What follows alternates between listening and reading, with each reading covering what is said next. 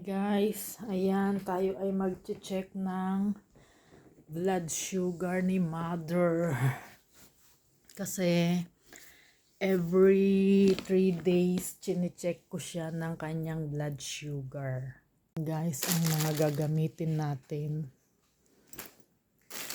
Ready na natin siya.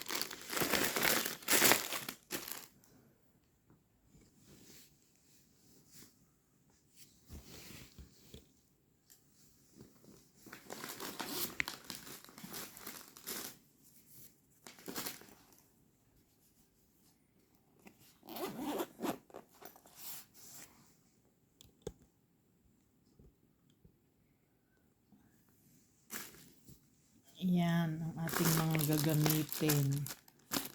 Ang insulin ni Lola. At ito ang blood sugar kit. Start na natin. Punasan ng alcohol ang daliri na kukuhanan ng dugo.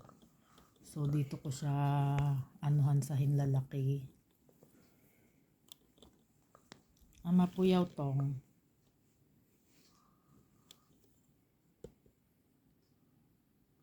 Puyaw tong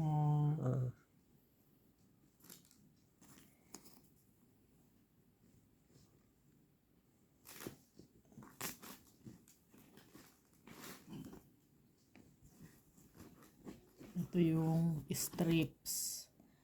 Ito yung pagsusutan ng needle.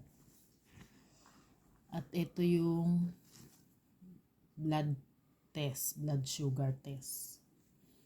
So isuot natin ang needle. Isuot nyo muna ang needle bago nyo hugutin ang takip. Para hindi kayo matusok. So ayan, ganyan. Tapos isuot ito, yung strips dito. Ayan.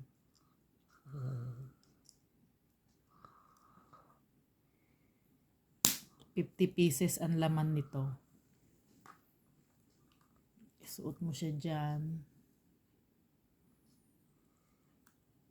So ayan. Tapos bago mo itusok yung needle na kinuha mo. Ito, dito sa hinlalaki ni Lola. So, ayan guys, lumabas na agad yung dugo. Ayun o. So, idot-dot na natin itong strips. Ayan. 121 ang kanyang blood sugar. Hindi pa siya niyan kumakain. So, without breakfast, 121. And then, i-record natin siya here. Kasi tinitignan to ng kanyang doctor. Ngayon ay at 30. Ngayon ay at 30. 121. So, mamaya uling gabi before siya kumain, iba blood test ko uli siya ng sugar. So, yun lang guys. Bye!